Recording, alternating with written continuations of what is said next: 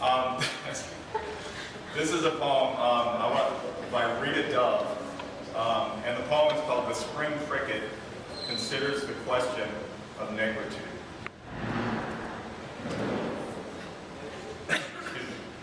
I was playing my tunes all by myself. I didn't know anybody else who could play along. Sure, the tunes were sad, but sweet too, and wouldn't come until the day gave out. You know that way the sky has of dangling her last bright wisps. That's when the ache would bloom inside until I couldn't wait. I knelt down to scrape myself clean. I didn't care who heard. Then came the shouts and whistles, the roundup into jars, a clamor of legs. Now there's others, tumbled, clouded. I didn't know their names. We were a musical lantern. Children slept to our rasping sighs. And if now and then one of us shook free and sang as he climbed to the brim, he would always fall again, which made them laugh and clap their hands.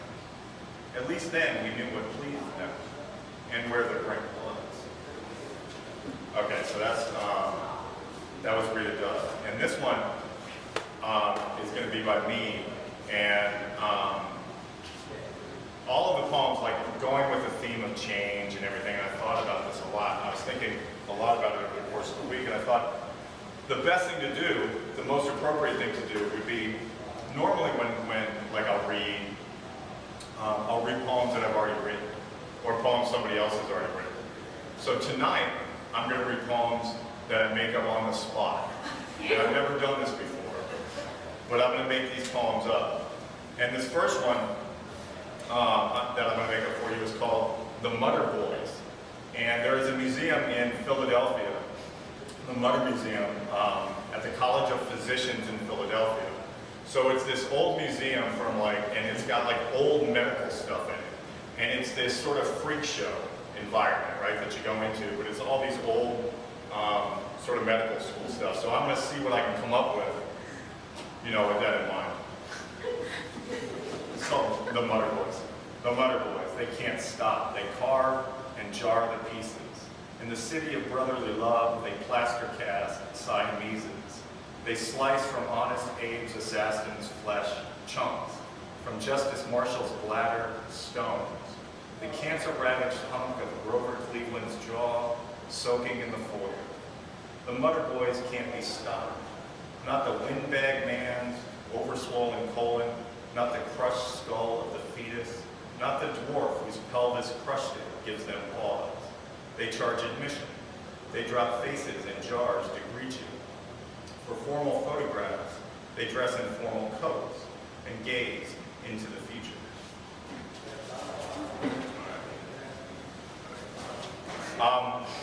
This one, I have this whole series of poems. This is not one of them. This one that I'm going to add to that series of poems about dogs that show up in my dreams. And this one is called Dogs in My Dreams #3. And this is my favorite Dog in My Dreams poem that I'm about to make. Dogs in My Dreams. I walked a mile. The dog following pretended he couldn't speak. He shrugged as if he were deaf. I picked up my pace, hoping to lose him. I yelled, "Go, dog, go." Each time I looked back, there he was, a regular trotter. Then it occurred to me he might be a foreign dog. I said, "Hola," and "bonjour." Suddenly I recalled the line from a film. "Are you the dog of my dreams?" But suppose he was, and would, as in the film, disappear the instant I asked. Was all his coy shrugging a strategy? Was it possible he'd rather die than follow me? How did he know what films I favored? It was then, looking back, I began talking in my sleep. And then, when I looked back, packs of dogs were howling my name. So, that's kind of a terrifying, scary dog poem. But now I have a nice, sweet dog poem about my dog, Sadie, who doesn't live with us anymore because we had children, and Sadie was a little bit not safe with the children. So Sadie's in a better place. This poem is called Bones. But Sadie and I used to lie around all the time. before there were other things to do. And I'm going to just remember Sadie right now and think of something to say about her. Nothing but, this poem's not poem. I'll keep it up all night for you. Nothing but me and Sadie loafing on these couches, the sun slanting in, and every time she cocks her head at a sound or rises to dig in her box of bones, I'm reminded of books of poems our friend with treats behind his ear calls wee explosions, stacked beside her bones, need shelving, and that everything we've discovered in dog parks and much deeper in the Smokies and the Adirondacks, and our friend who pulls rabbits from tall black hats is in her box of bones. So I can't read a dog poem without reading a kid poem. So I have a daughter named Lola, and she is 5. The first 2 years of her life, I stayed home with her, and I was going to school, and so we developed a bond. And it's all great, and I like to talk about how sweet it is and everything, but time goes by really, really, really slowly when you're with like a 1-year-old 24 hours a day. And they're very selfish. I know it's like they're cute and everything, but they're extraordinarily selfish.